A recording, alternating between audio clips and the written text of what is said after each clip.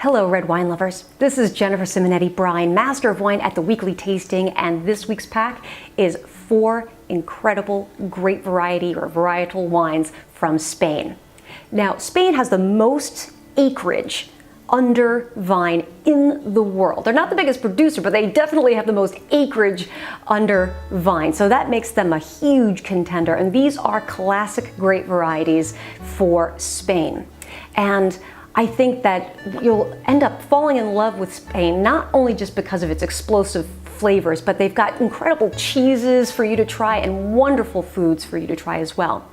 Now, when I was dating my husband, way back when, I used to hold these picnics in the living room. So I would set up this blanket and I would get 4 different wines and 4 different cheeses, and we would have a picnic on the living room floor. So that's a great idea. Our favorite was the Spanish wine tasting because you've got Cabrales, Manchego, and all these different kinds of incredible Spanish cheeses for you to try.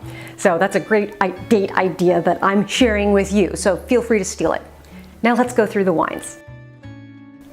The first wine is 100% Garnacha from Rioja. Now, Garnacha is a grape variety that comes from Spain. It's also called Grenache in France. And actually, this is one of Laura Manick, Master Sommelier. This is her favorite grape variety, and it's not difficult to see why. This is a wonderful grape variety with a lot of red cherry flavor. In exams, I often missed this wine in aroma for Pinot Noir because of that red berry flavor. So if you like the red berry flavors of Pinot Noir, you really might like this wine.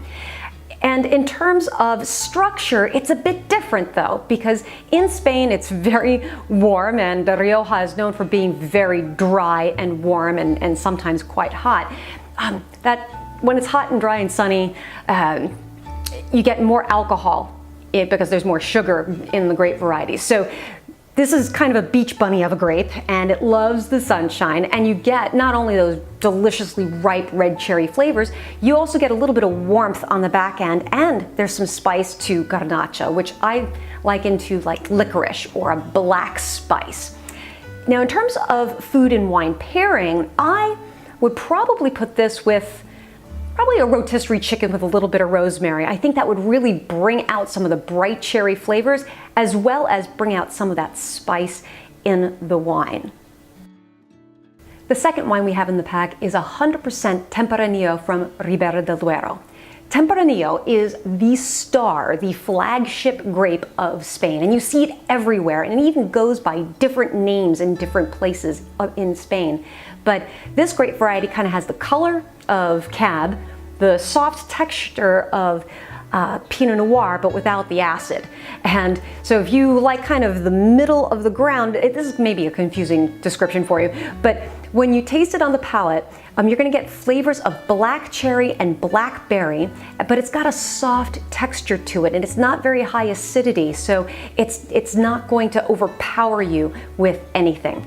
So in terms of where it is in Ribera del Duero, which is, the river of the Duero, and in Portugal it's called the Douro. So if you know port, that's where port comes from, the Douro Valley, Douro River Valley, and the river goes into Spain, and then it's called the Duero. So this is Ribera del Duero, and the elevation here is quite high, much higher than in Rioja, where we know Tempranillo, where it became famous, right? And the reason why that's important is because the grape clusters and the berries themselves get smaller in higher elevations, because every, 100 meters you go up, you go down by 1 degree centigrade of temperature. So you got thicker skins, smaller grapes, which makes a deep, darker, richer wine. In terms of a food pairing for this wine, I would go with some kind of beef stew or stewed meat or something like that. That's gonna hold up to here.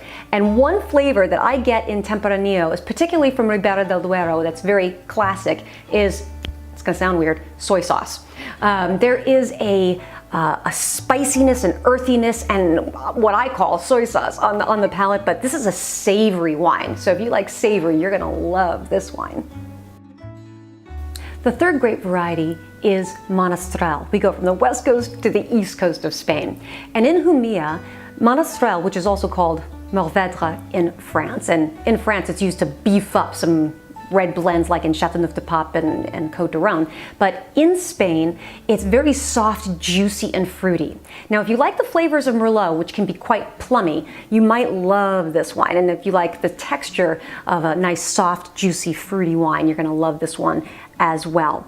And in terms of pairing, in terms of food and wine pairing, you probably want to go with maybe some tapas or empanadas or like chicken empanadas. I think a really big steak would overpower this wine, but it's got some juicy fruitiness that will really lend itself very nicely to appetizers and tapas, so give that a try.